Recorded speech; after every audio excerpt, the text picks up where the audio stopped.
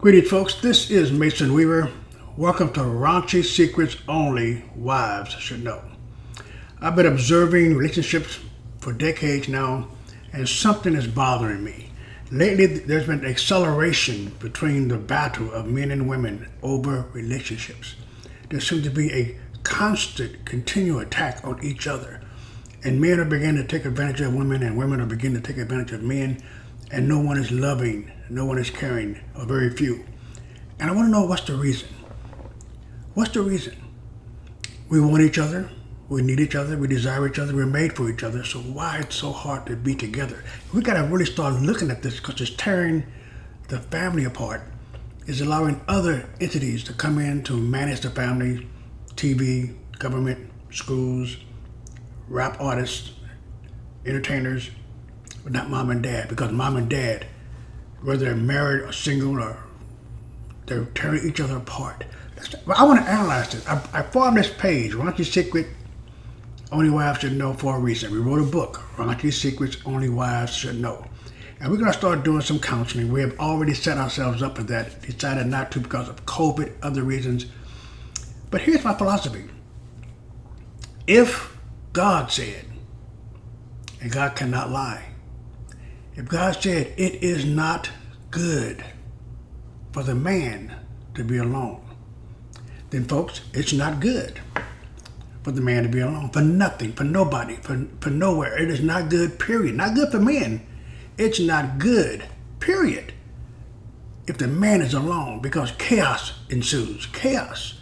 Because you need that man to protect and honor the community, which means to protect and honor his family, which means you need a strong man that needs a woman. So it is not good for man to be alone. Therefore, for our own good, God formed Eve for our own good and presented Eve to Adam for our own good. So if God presented Eve to Adam for our own good, and God determined and declared it is not good for man to be alone, why is it so difficult for man and women to be together? Why? It has to be a satanic effort to get man to hate what God has given to him for his own good, to get man to use and misuse what God has given to man for his own good. Ladies, the Bible also says you are to prepare yourself. The bridesmaid is to prepare herself. The bride is to prepare herself for the groom. You are to prepare yourself for the man that God has made for you. And it is not difficult. It is not difficult to find him or to see him. First off, you don't find a man. He finds you. You're the flower. You sit on the hillside, and by your beauty and your appearance, you draw whatever you desire to mate with. You determine if it's going to be a hummingbird, a bumblebee, a wasp, or a fly. Where you are. You don't pull yourself out the roots and go chase down a bee. Therefore, when the man approaches you, if you are wise enough and clear enough in your thinking, you'll be able to see immediately if he is from God or from someplace else. But your ego gets into place. You think your beauty and your love is going to change this man because he does so much to get you that you think he'll do everything to keep you. And that's why you get frustrated when your love and your beauty does not get the effect you want from this man. We will not be your servant. We will not be your slave unless you are dedicated to us. So let's look at this. What we're going to do. I want to have a conversation between men and women, just discussing my book, Raunchy Secrets Only Wives Should Know. So here's what I'm going to do. I want to start off by having some sample people come onto the site, do some live videos, recorded videos on relationships. If you are a counselor, if you are a single woman or man that's frustrated about this, contact us at coach.clarenceamason.com. That's our website. Or better, send a message from this video.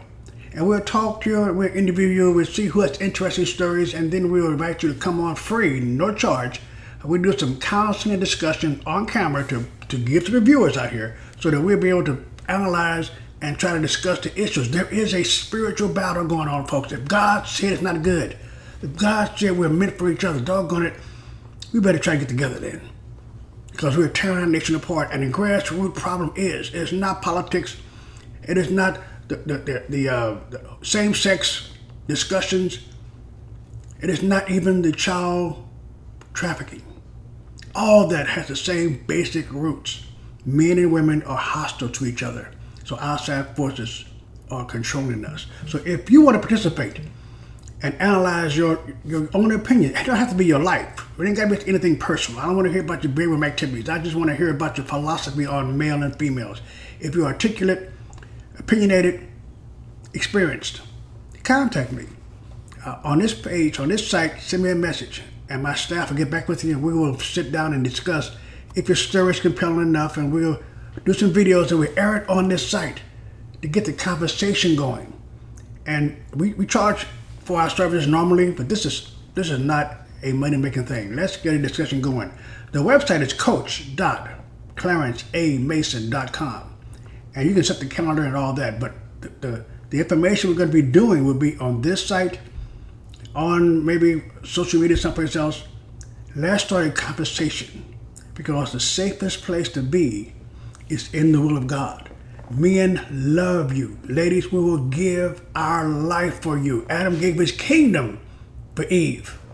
We will do anything for you. We will conquer the world for you, but we will not be conquered by you. There is order and there is position, and the safest place to be is in the will of God. The most comforting place to be is in the will of God.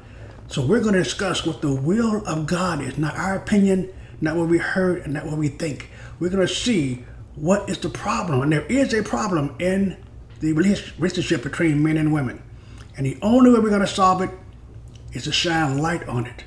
So let's discuss what it is. Stop this nonsense. Ladies, we don't hate you. We do appreciate you. We love you. We will give our life for you if you just live your life for us.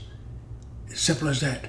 If the man you're with is not worthy to your surrender, he shouldn't know your name. If the man you're with, you not have complete confidence that at a moment's notice, he will get up and go down the hallway and die for you.